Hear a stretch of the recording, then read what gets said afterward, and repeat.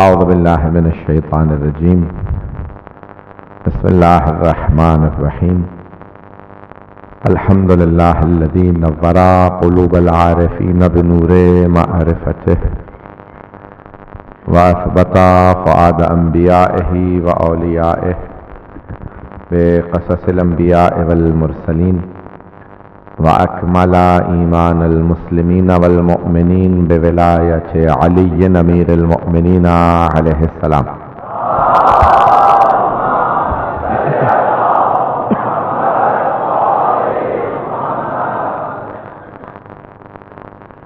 والصلاة والسلام والتحية والإكرام على أفضل الموجودات العبد المؤيد والرسول المسدد المصطفى الأمجد المحمود الأحمد أعني أبا القاسم محمد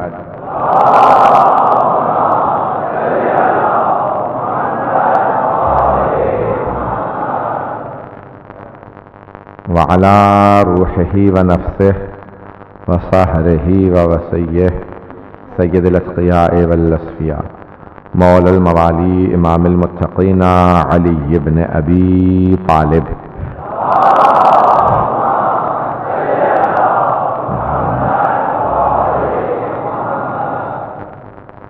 وعلى أوصيائه لا سيما بقية الله في الأرضين روحي وأرواح العالمين لتراب مقدمه الفداء واللعنة الدائمة على أعدائهم أجمعين من الآن إلى قيام يوم الدين. أما بعد فقد قال الله الحكيم في كتابه الكريم بسم الله الرحمن الرحيم إنا أعطيناك الكوثر فصل لربك وانحر إن شانئك هو الأبتر. صدق الله العلي العظيم. صلوات.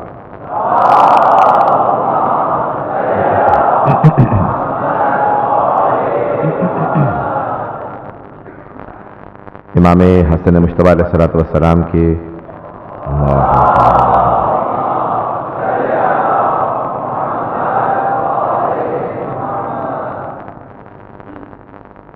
فضائل اور تاریخ کے آئینے میں عنوان سے میں آپ کی خدمت میں مجالس پیش کر رہا ہوں. سلسلے کی تیسری مجلس ہے. کل چوتھی اور آخری مجلس ہوگی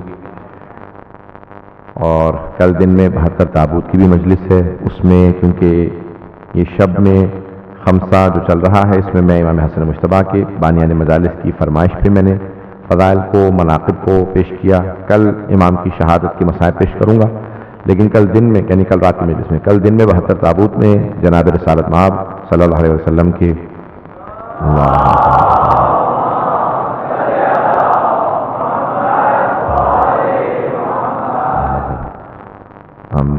میں انشاءاللہ پیش کروں گا فضائل کو اور پھر 72 کیونکہ تابوت ہیں تو شہداء کربلا کے مسائل کو پیش کروں گا.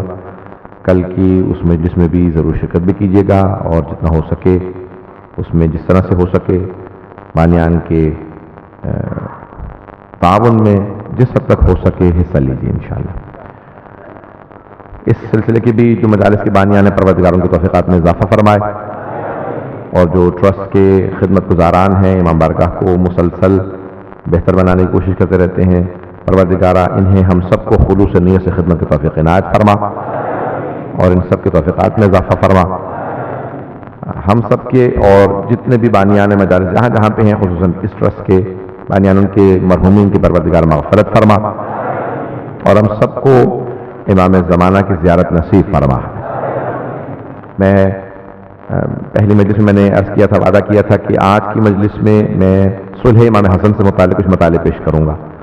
گلا بالکل اس وقت زخمی حالت میں ہے. یہ دن کی چوتھی مجلس ہے. کل بھی 4 مجالس ہیں لیکن پوری اپنی کوشش کر رہا ہوں کہ امام حسن مجتبی کے عنوان سے جو مجالس شروع کی ہیں امام مولا ہی پہ تمام میں نے مجالس کو جاری رکھا ہے. کل بھی یہی جاری رکھوں گا. موضوع آپ حضرات کی محبتوں کی نظر کر رہا ہوں. آپ حضرات نے مجھے حقیق کو جتنی محبت دی اس لائق نہیں. اب آپ کی سماعتوں کی نظر کروں گا. صلح امام حسن ایک پیچیدہ علمی موضوع ہے کہ بہت سے لوگ اس کو دلیل بناتے ہیں امام علیہ السلام کے خلاف ان کے دشمنوں کی تائید میں. آواز سب کو صاف آ رہی ہے میری؟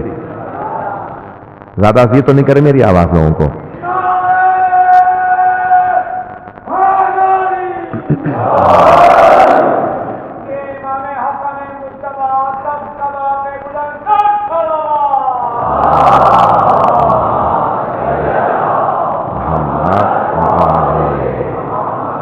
مواقف ہے.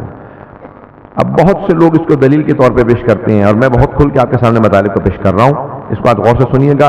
کبھی ہمارے نوجوانوں کے بچوں کے ذہن میں کبھی شبہ نہ آئے کہ کیوں امام حسن مجتبیٰ نے صلح کی. جناب امیر علیہ السلام ایک جنگ کر چکے تھے شام والے کے خلاف. اب میں کل نام بہت کھل کے پڑھتا گیا، لیکن اب احتیاط سے پڑھوں گا تاکہ آپ حضرات کے لیے کوئی میری وجہ سے مسائل نہ ہو. تو اب شام والے کے خلاف مولانا جنگ کی جنگ صفین، جو 18-20 مہینے جاری رہی، 1.5 برس جنگ ہوتی رہی. اور اس کے بعد مولا پھر بھی کہتے تھے کہ میں راضی نہیں ہوں، کسی بھی حاکم کو حق حاصل ہے کہ وہ اپنے کسی بھی گورنر کو معزول کر دے. اگر بات پہنچ رہی ہو بھئی، حاکم کو حق حاصل ہے نا کہ گورنر کو معزول کر دے. مولا حکمران تھے، میں دنیاوی حکمرانی کی بات کر رہا ہوں، اور وہ گورنر تھا. مولا نے آ کے معزول کیا، اس نے کہا میں عزل قبول نہیں کرتا، تو بغاوت اس نے کی نا.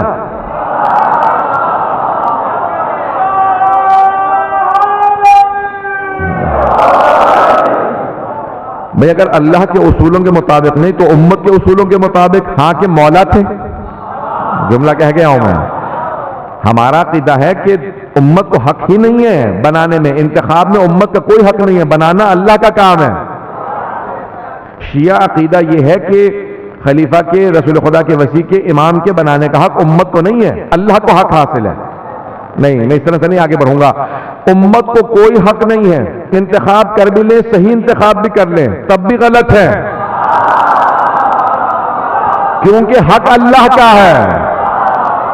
تو ہم پہ کوئی اعتراض نہ کرے کہ بھئی تم لوگ کیوں کہتے ہو، شیعہ کیوں کہتے ہو کہ رسول خدا نے غدیر خم میں علی کی ولایت کا اعلان کیا، رسول خدا نے علی کو بنایا. نہیں، ہم نہیں کہتے کہ رسول خدا نے بنایا، بنایا اللہ نے، بتایا رسول نے.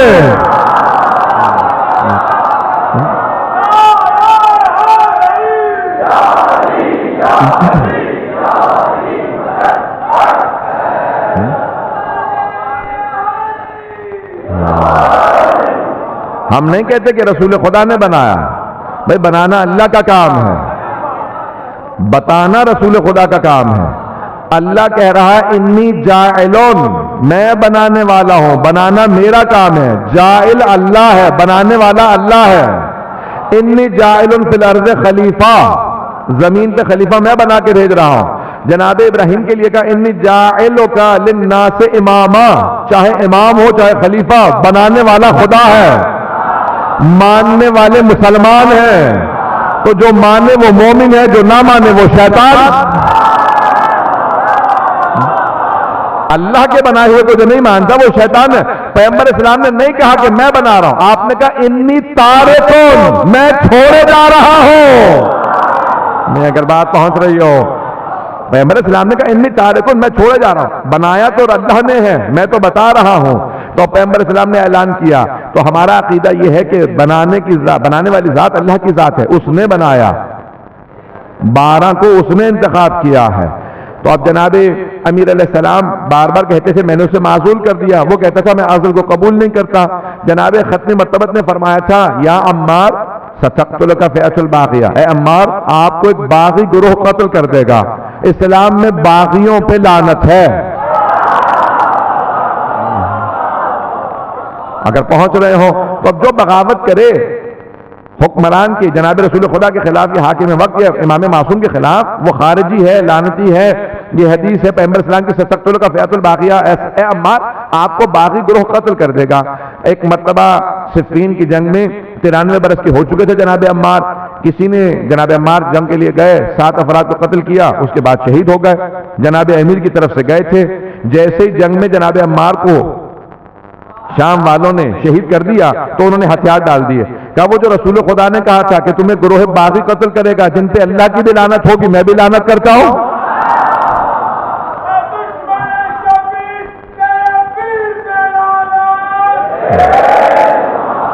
پہنچ رہے ہیں سب لوگ، بات تو واضح ہو رہی ہے. تو اب ایک مرتبہ ان سب نے ہتھیار ڈال دیا کہ اب ہم جنگ نہیں کریں گے. تو اس نے خود پوچھا کیا بات ہے، جنگ کیوں رک گئی؟ میں نے تو کوئی حکم نہیں دیا جنگ کے روکنے کا. کہ بھئی ہمارے ہاتھوں، ہماری فوج کے ہاتھوں عمار مارے گئے. تو کہ پھر کیا ہوا؟ حدیث متواتر حدیث ہے. حدیث کی 4 قسمیں ہیں. سب سے اعلیٰ درجے کی حدیث کو حدیث متواتر کہا جاتا ہے, جس کے کم از کم 10 راویوں کی سندیں موجود ہوں. متواتر حدیث ہے, متواتر حدیث ہے کہ عمار تمہیں فرقہ باغیہ مارے گا, گروہ باغی قتل کرے گا. متواتر حدیث تھی, پھر بھی اس نے نہیں سنی ہوئی تھی.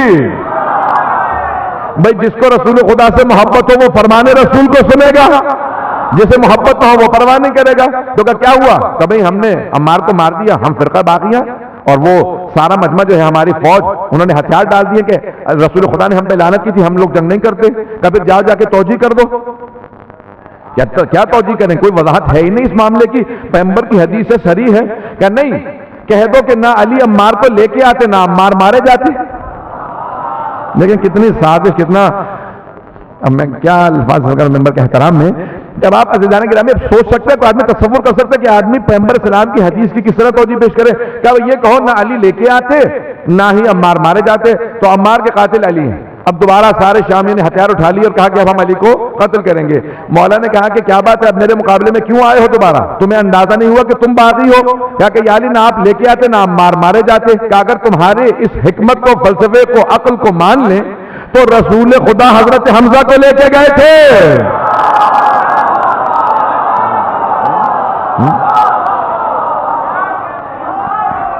لیکن جہاں سازش ہوگی, جناب امیر علیہ السلام راضی نہیں تھے. کہا کہ بھئی یہ باغی ہے اور اس کو کبھی بھی مانا نہیں جائے گا, ہم اس کو کسی بھی طریقے سے ماننے کے لیے تیار نہیں. اور آپ اپنی شہادت سے پہلے کہتے تھے کہ فیصلہ کن جنگ ہونی چاہیے. سنیں گے, میں پیش کرتا رہوں گا کہ فیصلہ کن جنگ ہونی چاہیے, مجھے قبول نہیں ہے اس کا کسی بھی طریقے سے کوئی عمل قبول نہیں.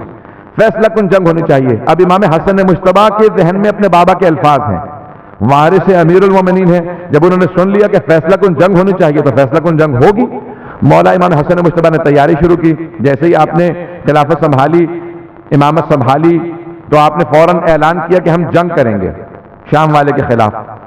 پہنچ رہے ہیں سب لوگ؟ امام نے لشکر تیار کیا اور لشکر کو بھیجا. عبید اللہ ابن عباس, عبداللہ ابن عباس کے چھوٹے بھائی, امام کے سپہ سالار.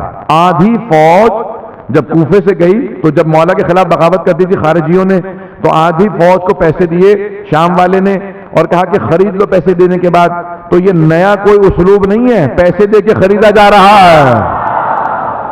پتہ نہیں نہ جانے کس کس نے بنیاد رکھی ہے فوجوں کے خریدنے پہ, تو کوئی ماننے والا ہے نہ ان کا آج تک, ناصبیوں کا, خارجیوں کا, جو پیسوں پہ بکتے رہتے ہیں. یہ داعش کوئی نئی ایجاد نہیں ہے, کوئی شام والوں کی نسل سے باقی ہے.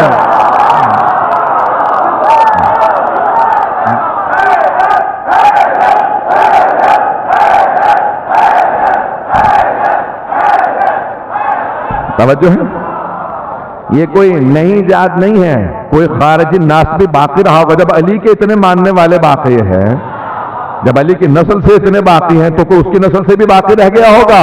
وہی داعش کا باپ ہے, اس نے داعش کو بنایا. تو عزیزان گرامی, یہ جناب امام حسن مجتبیٰ نے تیار کیا کہ کوفے والوں مقابلے کے لیے چلو. توجہ ہے لوگوں کی میرے ساتھ؟ اب جو جہاں جس جگہ مل جاتی ہے وہاں بیٹھ جائے. باہر بھی بہت سے لوگ بیٹھے ہیں, میں جلدی چل رہا ہوں, مجھے مطالب کو پیش کرنا ہے. صلح امام حسن سے متعلق میں پوری مقدمہ بنا کے تمہید آپ کے سامنے بات رہا ہوں تاکہ واضح ہو سکے صلح کن شرائط پہ ہوئی.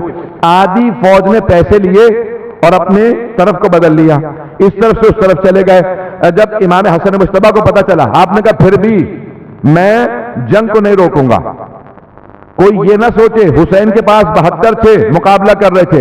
امام حسن مجتبیٰ نے کہا اگر 20 افراد بھی میرے ساتھ ہوں گے مقابلہ کروں گا.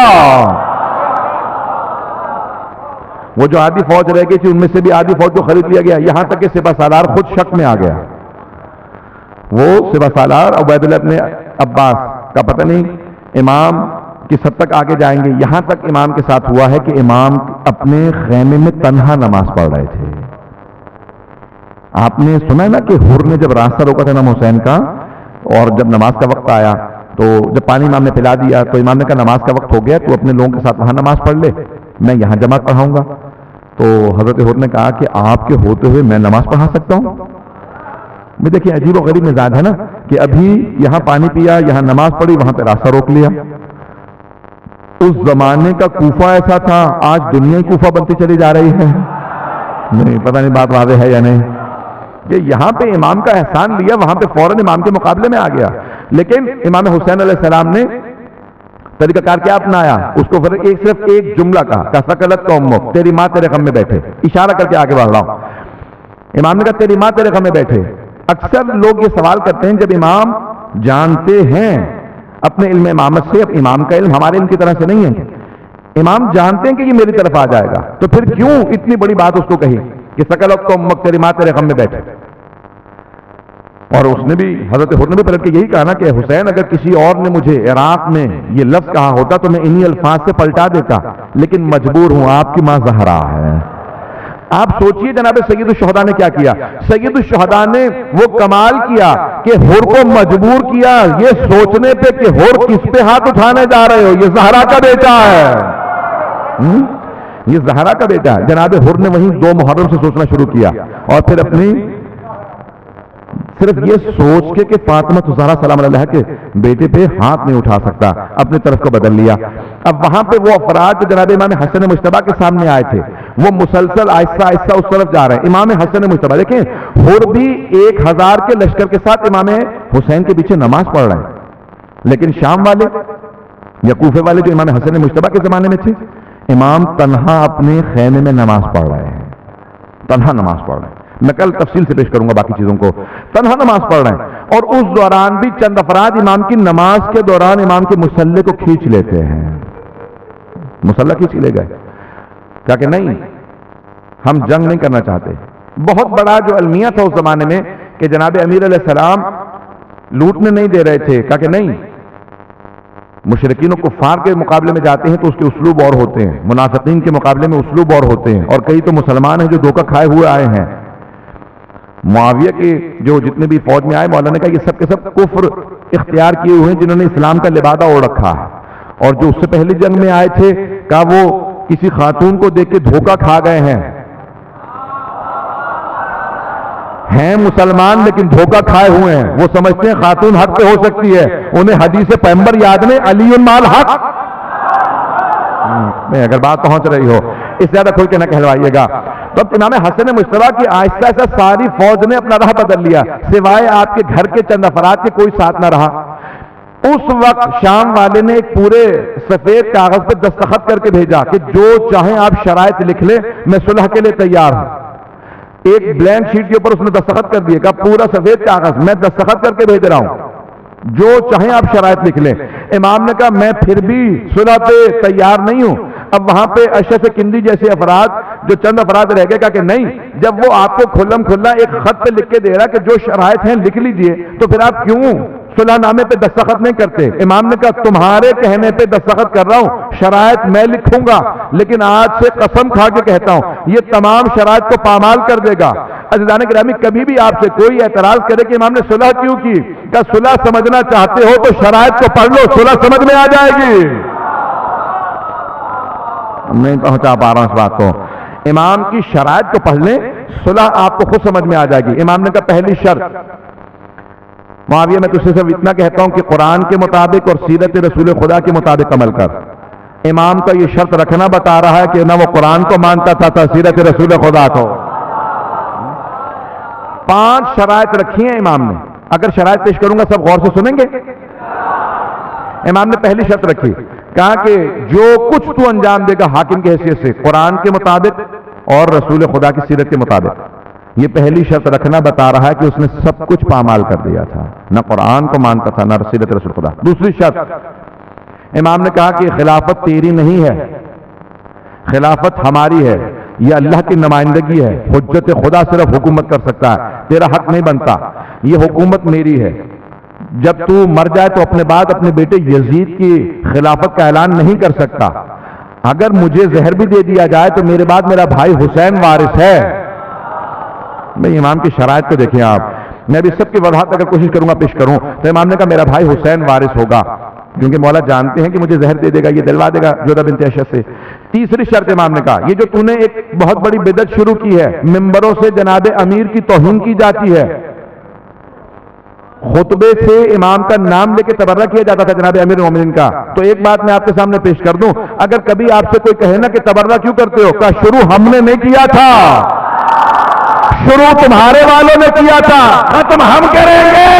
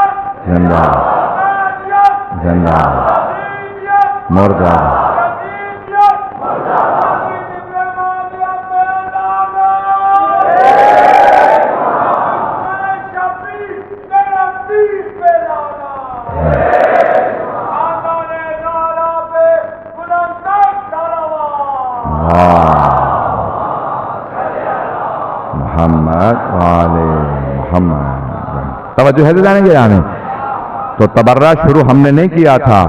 ایک اور بات یہاں تک کہتا چلوں، اس نے شروع کروایا، سب و شتم ہوتی تھی، جمعے کا خطبہ مکمل نہیں ہوتا تھا جب تک کہ مولا کا نام لے کے توہین نہ کی جائے۔ پورے عالم اسلام میں سوائے سیستان کے مورخین نے لکھا ہے کہ ایک صوبے کے پورے عالم اسلام میں جہاں جہاں پہ جب تک مولا کا نام لے کے توہین نہیں کرتے تھے، کہتے تھے خطبہ نہیں ہوا۔ یہاں پہ آنے کے بعد کہ آخری بنو امیہ کا جو خلیفہ تھا عمر ابن عبدالعزیز، اس نے کہا کہ 3 کام رکوا، 3 کاموں کی اصلاح کی۔ اس لیے کہتے ہیں کہ وہ چاہے تو جا سکتا ہے بارگاہ امامت میں شفاعت کے لیے۔ بنو امیہ کا آخری، وہ اہل سنت کا نظریہ، ان کا نظریہ پیش کر رہا ہوں، سنیں گے؟ 3 کام اس نے کیے۔ اس نے کہا کہ پہلے حدیث رسول خدا کو پیش کرنے پہ ممانعت تھی، بین لگا دیا گیا تھا خلفاء کی طرف سے تاکہ اہل بیت کے فضائل کی احادیث بھی رکوا دی جائیں، کہ آئندہ احادیث کو بیان کیا جائے۔ دوسرا اس نے کام کیا، اس نے کہا کہ باغ فدق اہل بیت کو واپس کر دیا جائے۔ امام جعفر صادق کو دیا گیا، بعد والوں نے پھر چھین لیا۔ یہ بار بار دینا چھیننا بتا رہا ہے حق اہل بیت کا تھا،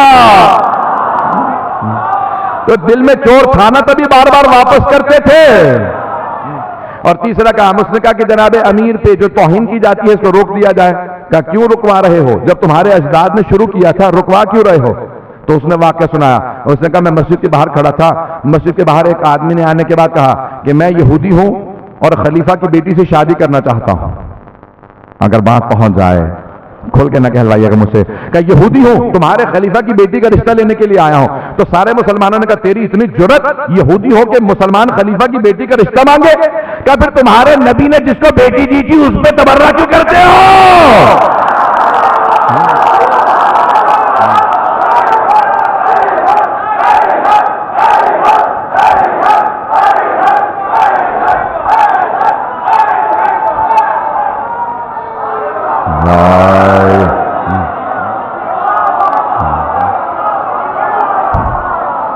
بس ایک سوال نے منقلب کر دیا مجمع کو کہ اگر تم اپنے خلیفہ کی بیٹی کا یہودی کو رشتہ دینے پہ تیار نہیں تو کم از کم اتنا تو مانو کوئی مومن ہوگا۔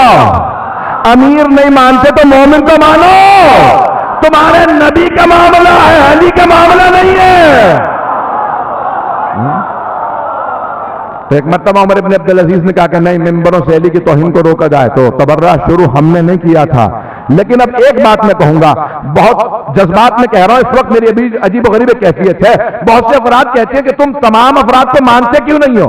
میں اپنے دل کی عقیدت کو پیش کر رہا ہوں۔ جو آل محمد کو مانتے ہیں، ہم اپنے آپ کو ان کے پاؤں کی خاک نہیں مانتے، لیکن جو آل محمد کو نہیں مانتے، میں انہیں اپنے پاؤں کی خاک نہیں سمجھتا۔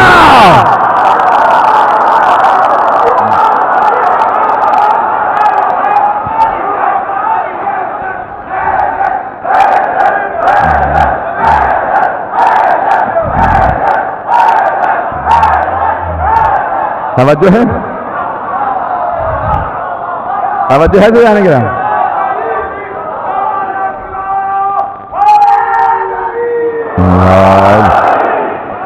توجہ ہے جانے گا۔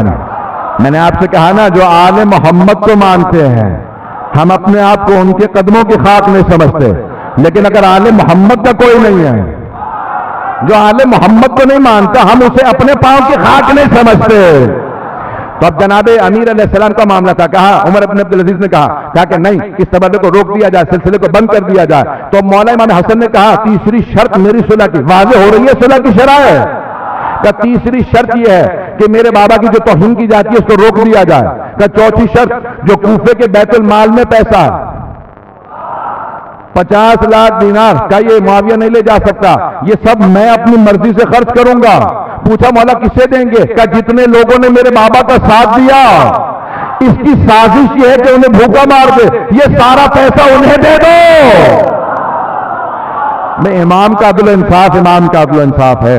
کہ پانچویں شرط کیا ہے؟ کہ معاویہ ملزم رہے، اس پہ لازمی ہے کہ کبھی فرق نہ رکھے، تفریق نہ کرے، کہ جس نے ان کا ساتھ دیا ان کے ساتھ اچھی طرح پیش آئے، جنہوں نے میرے بابا کا ساتھ دیا ان پہ ظلم کرے۔ کیا اس کو حق نہیں ہے کہ ان پہ ظلم کرے؟ کہ سب کا اسی طرح سے پاس رکھنا لازم ہے، جس طرح سے اپنوں کو مانتا ہے انہیں وظیفہ دیتا ہے، میرے بابا کے ماننے والوں کا وظیفہ بننا کرے۔ آپ کو سمجھ میں آیا؟ آج کے زمانے میں ماننا بڑا آسان ہے، آج کے زمانے میں ماننا بہت آسان ہے۔ اس زمانے میں نام علی کا زبان پہ پوری طرح مکمل نہیں ہوتا تھا، سر پہلے قلم کر دیا جاتا تھا۔ اب وہ کتنا بغض رکھنے والے تھے۔ اب یہاں پہ میں بات کو پیش کر رہا ہوں، امام نے 5 شرائط رکھی، دستخط کیا اور وہاں پہ خط واپس بھیج دیا۔ امام نے کہا سامان باندھو، اب ہم کوفے میں نہیں رہیں گے، ہم مدینے واپس جا رہے ہیں۔ پوچھا مولا مدینے کیوں جائیں گے آپ؟ کہا کہ ہمارے جد کا شہر مدینہ ہے اور ہم مدینے میں واپس جائیں گے۔ کہا کہ ابھی تک حالات سازگار نہیں ہیں، عراق کے کبھی حالات سازگار نہیں تھے جب تک کہ حسین ابن علی نے قربانی نہیں دی۔ میں بھی مسائل پہ نہیں آیا ہوں، مجھے ایک واقعے کو پیش کرنا ہے، امام حسن مجتبیٰ کی حقانیت پہ، ہماری کتابوں میں نہیں آیا، ہمارے برادران اس کو بہت زیادہ شد و مت سے پیش کرتے ہیں۔ میں نہ رد پیش کروں گا نہ دلیل دے رہا ہوں کہ میں اس واقعے کو مانتا ہوں، لیکن جو افراد مانتے ہیں میں ان کے لیے دلیل کے طور پہ پیش کر رہا ہوں۔ واقعہ سنیں گے آپ نتائج پہ پہنچ جائیں گے۔ سب لوگ چلیں گے میرے ساتھ؟ اب دیکھیں، کیونکہ اس میں بہت سے ایسے الفاظ ہیں جو عصمت سے بہت بعید ہیں، لیکن کیونکہ وہ لوگ کہتے ہیں ان کی اکثر صوفیہ کی کتابوں میں واقعہ آیا ہے کہ امام حسن مجتبیٰ کی طفلی تھی، 11 برس کے تھے۔ 2 واقعات ہیں، ایک سچا واقعہ ہے، دوسرا ہماری کتابوں میں نہیں آیا۔ سچا واقعہ یہ ہے کہ کوئی مسند رسالت پہ بیٹھا تھا، امام حسن تشریف لائے، 8-9 برس کے تھے، ابا کو پکڑا، کہا اتر میرے بابا کے ممبر سے، کہا اتر میرے بابا کے ممبر سے۔ فوراً اترے، گود میں لیا، پیار کیا، کہا کہ جواران جنت کے سردار ہیں، انہیں اپنے نانا یاد آ رہے ہیں۔ اور فوراً امام حسن مجتبیٰ نے کہا نانا اپنی جگہ پہ یاد آ رہے ہیں، لیکن میں سمجھانا یہ چاہ رہا ہوں اس ممبر کے وارث میرے بابا ہیں۔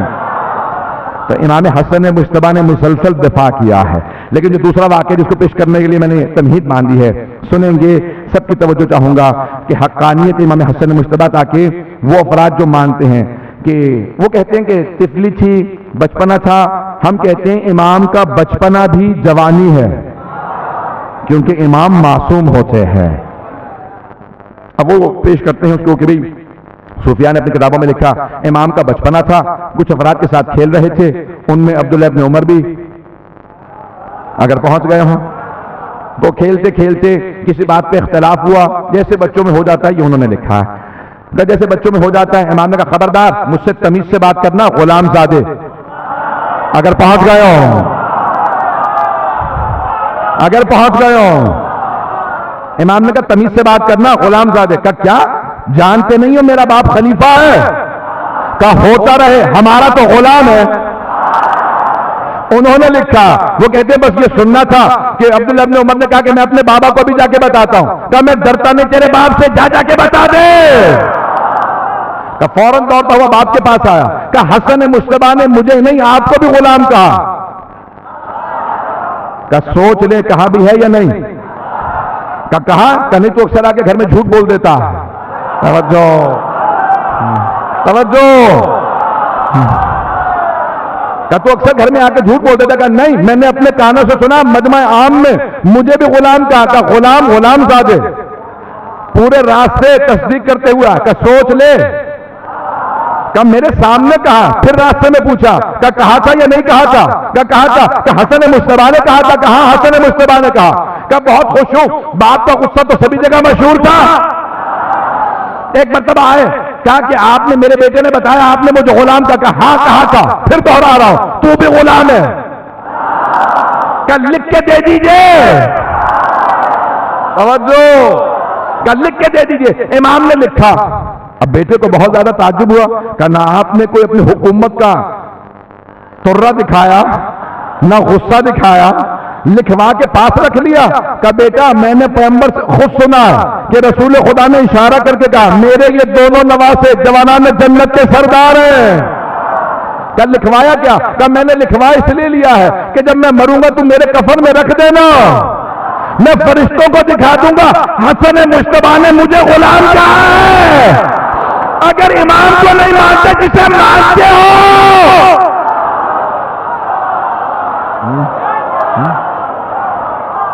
اگر کوئی امام حسن مجتبیٰ کو نہیں مانتا، جسے مانتا ہے اس نے لکھوایا، کہا پھر بابا یہ آپ کے کفن میں نہیں جائے گا، میرے کفن میں جائے گا۔ اگر بات پہنچ جائے، اس نے چرا لیا وہ کاغذ، کباب سنبھال کے رکھتا تھا، وہ چرا لیا، کہا آپ کے کفن میں نہیں جائے گا، اگر بخشش ہوگی تو میری ہوگی۔ باپ نے لکھوایا، بیٹے نے چرا لیا، بیٹے نے اپنے پاس رکھا، پوتے نے بیٹے سے پوچھا اتنا سنبھال کے کیوں رکھتے ہو؟ کیا یہ وہ تحریر ہے جو میرے باپ نے حسن مجتبیٰ سے لکھوائی تھی؟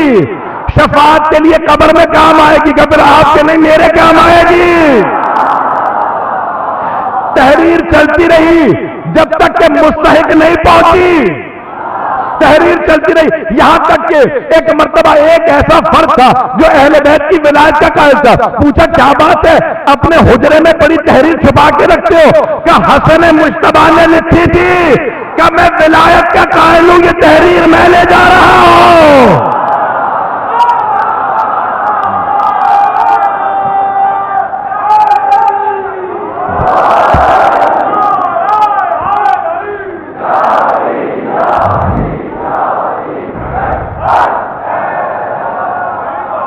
توجہ ہے؟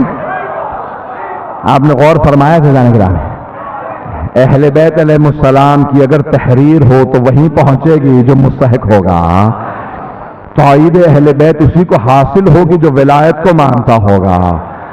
کبھی بھی دشمن کے پاس مولا کی تحریر باقی نہیں رہ سکتی، جو ماننے والا ہوگا اسی کے پاس۔ عزیزان گرامی، امام حسن مجتبیٰ کے فضائل بھی بہت زیادہ ہیں، مسائل بھی بہت زیادہ ہیں۔ میں کل کچھ ایسے مطالب اور تفصیل سے پیش کروں گا۔ آج دوبارہ ماذا فرانہ درخواست کی جناب فضہ کی بھی تاریخ ہے۔ جناب فضہ کو اتنا رتبہ، اتنا مقام ملا، آپ نے کبھی غور کیا یہ پنجتن کی خدمت کیسی ہے کہ ہے کنیز لیکن قرآن میں تذکرہ ہے۔ سورہ حل اتی ذہنوں میں ہے نا؟ سورہ حل اتی دیکھیں، قرآن میں جگہ جگہ اللہ نے ہمیشہ کہا سونے چاندی کے برتن ہوں گے، جنت میں سونے اور چاندی کے برتن ہوں گے۔ سونے کو عربی میں کہتے ہیں ذہب، رال ہے دے ذہب، اور فضہ کہتے ہیں چاندی کو۔ سورہ حل اتی جناب سیدہ کی شان میں نازل ہوا، پورے سورے میں 4 مرتبہ فضہ آیا، 1 مرتبہ ذہب نہیں آیا۔ اللہ نے چاندی کا تذکرہ کیا، سونے کا تذکرہ نہیں کیا۔ یہ چھٹے امام نے بتایا کہ اللہ نے جناب سیدہ کی کنیز کے احترام میں سونے کا ذکر ہی نہیں کیا۔ جو اہل بیت کی خدمت کرتے ہیں وہ یہ رتبے پا لیتے ہیں، ان کے رتبے سوا ہوتے ہیں۔ کہ جناب فضہ نے امام حسین علیہ السلام کو آغوش میں پالا تھا نا، تو اب کیا جزا دی خالق نے کہ ان کا اتنا تذکرہ، جس نے امام حسن مجتبیٰ کو صرف آغوش میں پالا۔ اسی لیے اہل بیت علیہ السلام اتنا احترام کرتے تھے امام حسن حسین علیہ السلام کہ جناب فضہ وہ بڑی شفقت سے، بڑی محبت سے، احترام سے امام حسن حسین کے یہاں تک الفاظ ہیں کہ جناب فضہ کہتی ہیں میں نے اپنی آنکھوں سے دیکھا کہ جناب سیدہ پوری رات عبادت کر رہی ہیں، اور جیسے ہی دن آیا تو دوبارہ بی بی چکی بھی چلا رہی ہیں، امام حسین کا جھولا بھی جھلا رہی ہیں، اور بی بی سو بھی رہی ہیں کہ پوری رات جاگتی رہیں، لیکن جھولا بھی چل رہا ہے، تسبیح بھی جاری ہے، چکی بھی چل رہی ہے، چکی چل رہی ہے، تسبیح جاری ہے، جھولا جھل رہا ہے۔ کہ میں نے تعجب کیا کہ بی بی آپ آرام بھی کر رہی ہیں۔ عزیزان گرامی، جناب سیدہ نے کہا بابا کے ساتھ عبادت کا اثر یہ ہے کہ جو صدیقہ کبریٰ ہوگی، جو صدیقہ کبریٰ ہوگی، تسبیح جاری رہے گی، عبادت جاری رہے گی، اور دنیاوی کام بھی ہوتے رہیں گے۔ تو اگر کبھی بھی آپ کے سامنے کوئی کہے نا کہ کوئی صدیقہ ہے،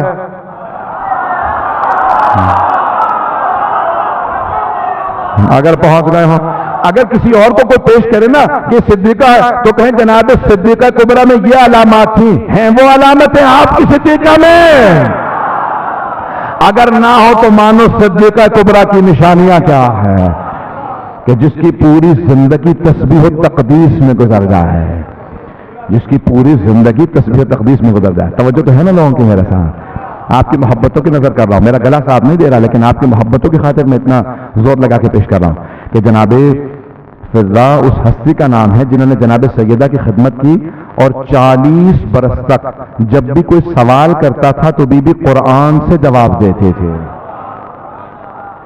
صرف قرآن پڑھتی تھی، کوئی سوال کر لیتا بی بی قرآن سے جواب دیتی، صرف قرآن پڑھتی.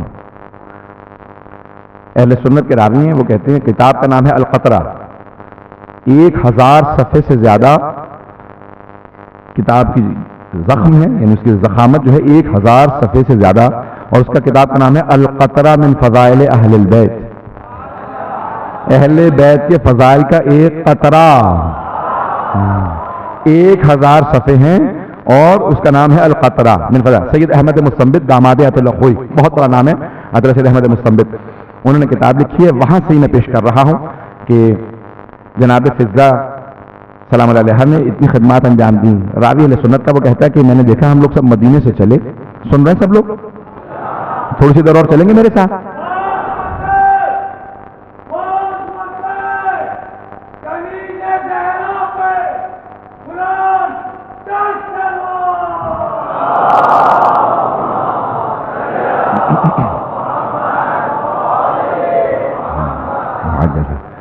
راوی کہتا ہے کہ مدینے سے قافلہ چلا حج کے لیے، جب راستے میں تھے تو ایک مقام پہ مکے نہیں پہنچے تھے، احرام باندھ رکھے تھے، پانی ختم ہو گیا تو کہا ایک خاتون ناقے پہ سوار تھی، اونٹنی پہ سوار تھی، تو وہیں سے انہوں نے کہا پروردگارا، نہ تو نے مکے میں چھوڑا، نہ مکے میں پہنچایا، نہ مدینے میں، راستے میں پانی ختم ہو گیا، تجھے میری نانی کا واسطہ جو انہوں نے خدمات انجام دی ہیں یا پانی پہنچا دے یا مکے پہنچا دے. تو سارے قافلے نے دیکھا کہ ایک مرتبہ آسمان سے ایک دلو نازل ہوا، ایک ڈول نازل ہوا جس میں پانی تھا، انہوں نے خود بھی پانی پیا، سب کو سیراب کیا. راوی کہتا ہے میں بہت پریشان ہوا.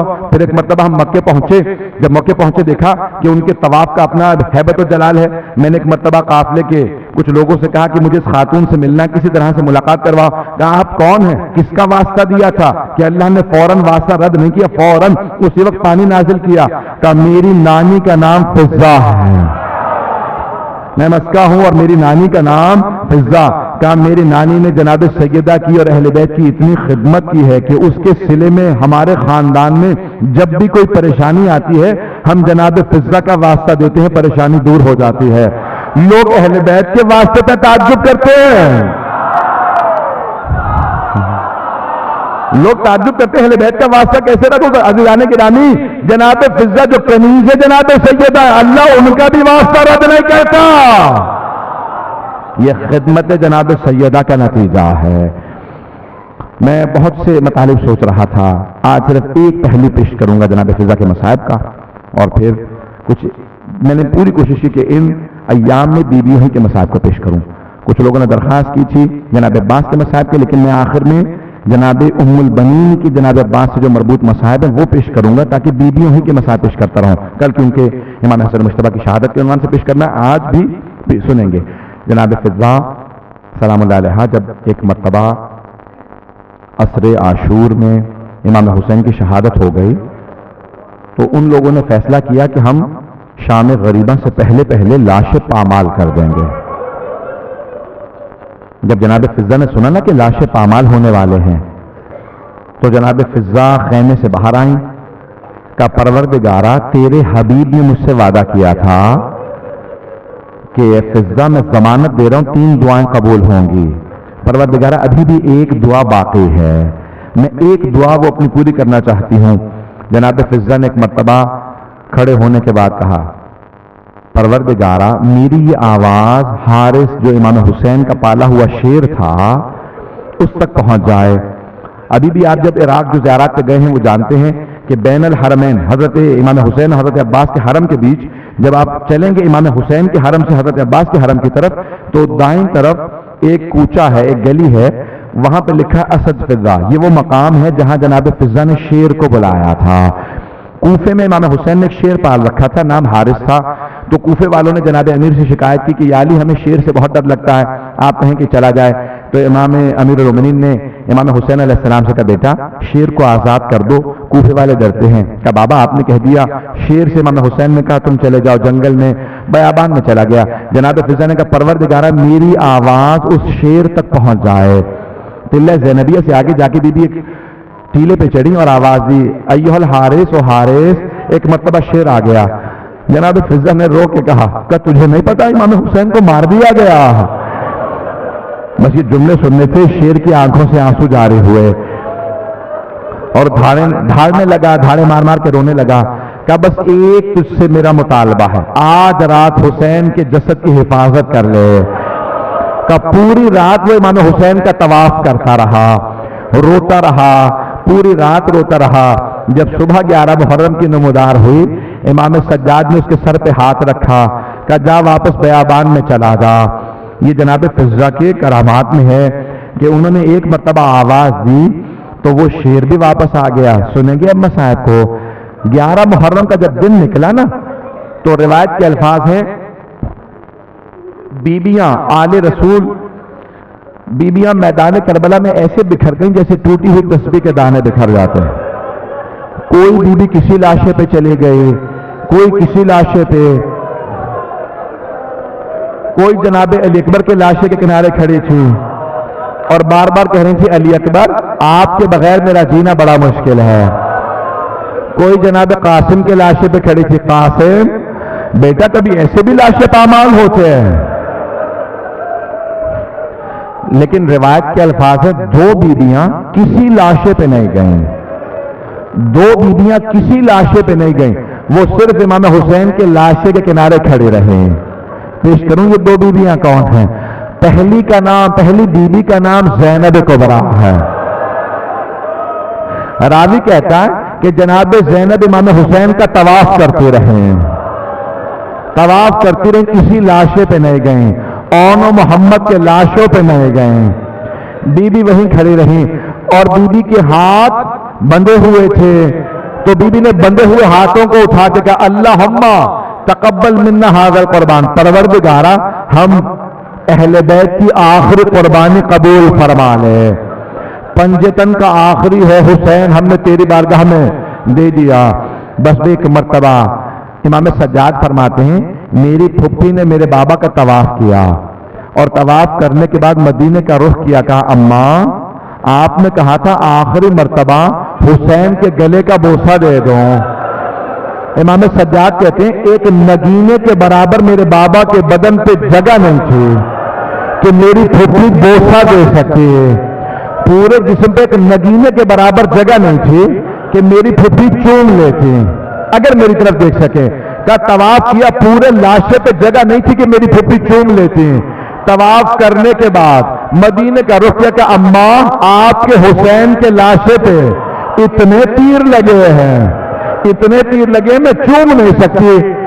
مولا فرماتے ہیں میری پھپھی نے کٹے ہوئے گلے پہ لبوں کو رکھا اور لبوں کو رکھنے کے بعد کہا اماں ذرا آ کے دیکھو آپ کا بیٹا بڑا زخمی ہے۔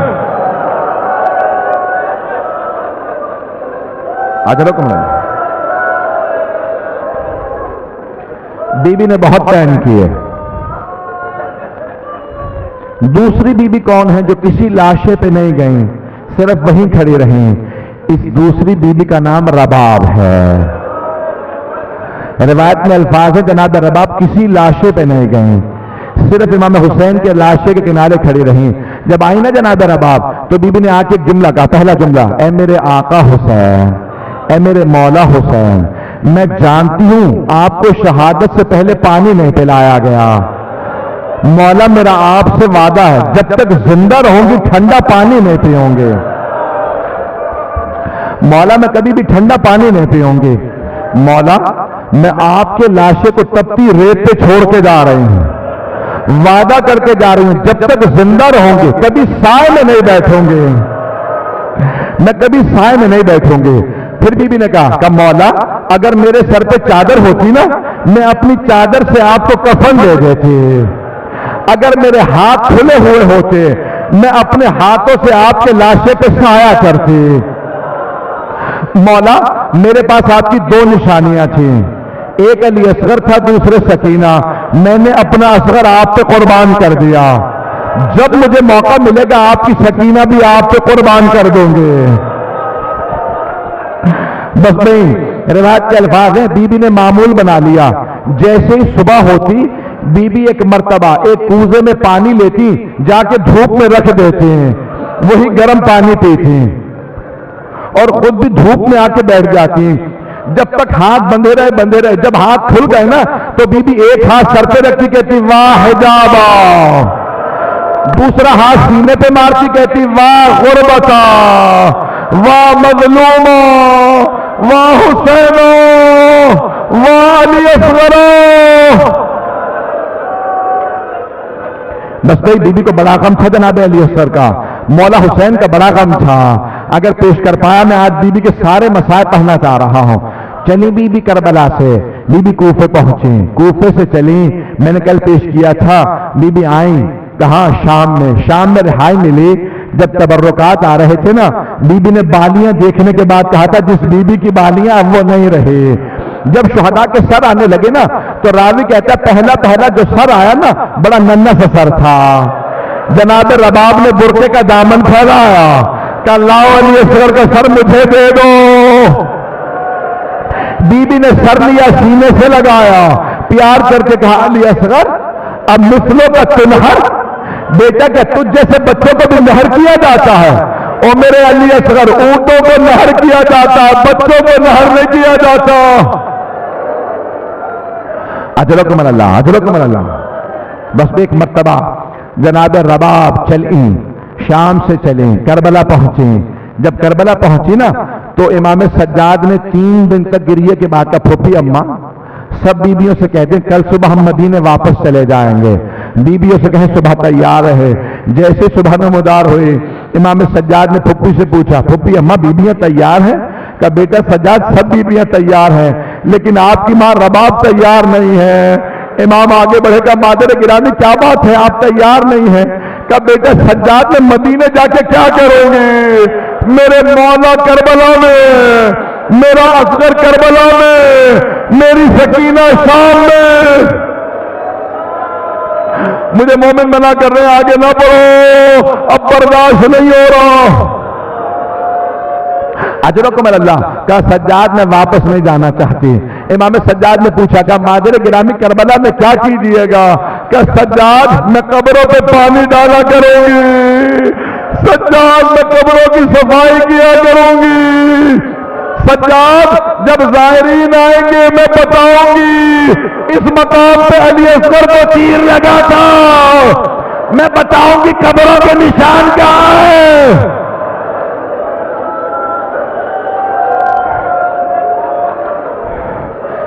امام سجاد نے کہا مادر گرامی میری غیرت برداشت نہیں کرتی، میں آپ کو یہاں تنہا چھوڑ جاؤں، ابھی حرم نہیں بنے تھے، ابھی ذریعہ نصب نہیں ہوئی تھی، ابھی تو قبر تھی بیابان تھا۔ کہا نہیں مادر گرامی میری غیرت برداشت نہیں کرتی، آپ کربلا میں تنہا رہ جائیں، آپ ساتھ چلے۔ لے گئے واپس مدینے، لے گئے ماں کو واپس مدینے لے گئے۔ مدینے پہنچنے کے بعد شیخ محمد مہدی مازندرانی نے مالی سبتین میں لکھا 4 مہینے گزرے تھے رہائی کے، ایک دن ایسا نہیں گزرا جس میں جناب رباب روئی نہ ہو، پورا دن روتی رہتی تھی۔ 4 مہینے گزرے، اے جناب زینب اٹھی امام سجاد کے پاس آئی کہ سجاد اپنی ماں سے کہو سامنے آ جائے، سارے بال سفید ہو گئے، رباب کی کمر ٹوٹ گئی ہے، رباب سے بیٹھا نہیں جاتا، سارا دن دھوپ میں بیٹھی رہتی ہے، گرم پانی پیتی ہے، سجاد ماں سے کہو سامنے آ جائے۔ ایک مرتبہ امام سجاد آئے کہ مادر گرامی سامنے آ جائیے۔ جناب رباب نے کہا سجاد میں نے آپ کے بابا سے کربلا کی تپتی ریت سے وعدہ کیا تھا میں سامنے نہیں جاؤں گی۔ میں کربلا کی ریت سے وعدہ کر کے آئی تھی میں سائے میں نہیں جاؤں گی. امام سجاد نے کہا مادر گرامی اب میں بیٹے کی حیثیت سے نہیں امام کی حیثیت سے حکم دے رہا ہوں سائے میں آ جائیے. پھوپھی اماں میری ماں کا بازو تھامے. ایک بازو جناب زینب نے پکڑا دوسرا بازو امام سجاد نے پکڑا. جناب رباب کو زمین سے اٹھایا. بی بی نے ہاتھوں کو بلند کیا کہ پروردگارا میرے وعدے کی لاج رکھ لے. میں نے تیرے حسین سے وعدہ کیا تھا میں سائے میں نہیں جاؤں گی. امام سجاد نے آواز دی پھوپھی اماں میری ماں کو لٹا دے. ان کی روح پرواز کر گئی. سکینہ کو رونے والی چلی گئی. اصغر کا دل غم میں لے گئے.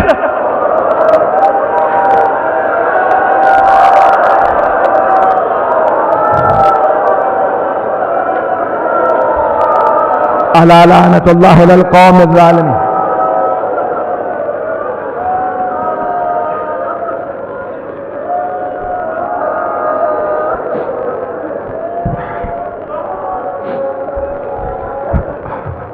میں ایک سوال کروں آپ سے آپ نے صرف مصائب سنے ہیں نا دیکھے تو نہیں ہیں. اب کوئی تعجب نہ کرے امام سجاد خون کے آنسو کیوں روتے تھے.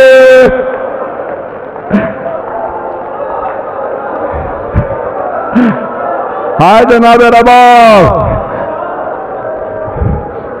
بس بھائی صرف مختصر سا واسطہ دوں گا. جناب رباب کے بڑے مسائل ہیں. جملہ بڑا سخت ہے ہاتھوں کو بلند کیجیے گا. جو حاجات تو پیش کر دیجیے گا. صرف ایک واسطہ دے رہا ہوں پروردگارا واسطہ اس لہجے کا جب امام زمانہ ظہور کر دیں گے اور مدینے سے کربلا جائیں گے. روایت کے الفاظ جب کربلا آئیں گے نا امام اپنے امامے کو اتار دیں گے نالے میں اتار دیں گے ننگے پاؤں ننگے سر امام حسین کی زری پہ جائیں گے. الفاظ ہے روایت کے ذریعے مقدس کا دروازہ خود بخود کھل جائے گا. امام زری کے اندر جائیں گے قبر مطہر میں ہاتھ ڈالیں گے. مل کر دیکھیے گا روایت کے الفاظ ہے امام زمانہ دونوں ہاتھ امام حسین کی قبر میں ڈالیں گے. قبر میں ڈال کے ایک ننھا سا لاشا اٹھائیں گے. لاشا اٹھا کے سینے سے لگائیں گے پھر رو سوال کریں گے او عزادارو اس بچے کا کیا جرم تھا. میری دادی رباب تڑپتی رہی.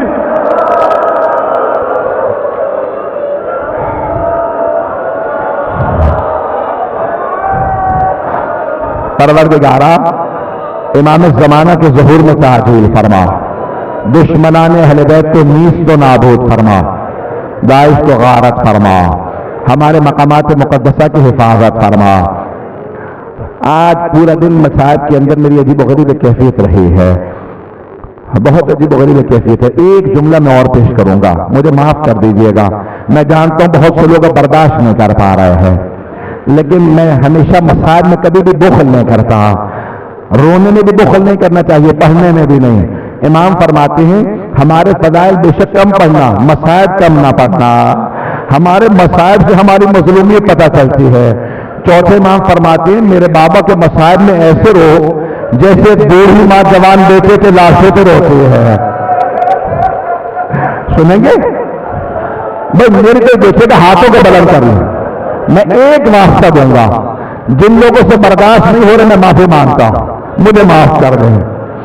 امام حسین نے بس ایک جملہ کہا جناب رباب سے جب جناب علی اصغر کا لاشا لائے نا کہ رباب میری ایک آخری حسرت ہے. رباب کل جب لاش پامال ہونا علی اصغر کا لاشا پامال نہ ہو. رباب میں خیموں کے پیچھے اصغر کو دفنانے لگا ہوں. مولا نے تلوار کی نیام سے قبر کھولی لاشا رکھا بند کر دیا. رو کے دل لگا کر رباب میرے جد کی سنت ہے قبر پہ پانی ڈالا جاتا تب مولا جب تک کہیں کہ میں آنسو بہاتی رہوں گی. نہیں آخر جملہ سن لیتے جب 11 محرم کا دن نکلا نا، اشقیاء نے سارے سر قلم کیے، نیزے پہ بلند کر دیے۔ ایک ملعون نے کہا ہم نے حسین کے علاوہ 72 کو مارا تھا، ایک سر کم ہے۔ ایک دوسرا ملعون بولا تھا میں نے خود دیکھا تھا، حسین نے ایک بچے کو خیموں کے پیچھے دفنا دیا تھا۔ 4 آدمی گھوڑوں میں سوار ہوئے، ہاتھوں میں نیزے لیے، گھوڑے دوڑاتے جاتے تھے، نیزے زمین میں مارتے جاتے تھے، جناب رباب کے ہاتھ سینے پہ تھے۔ اتنے میں ایک نیزہ زمین میں گیا، اب جو نیزہ نکلا اس پہ ایک ننھا سا لاشا تھا۔ جب انہوں نے سر کاٹا، جناب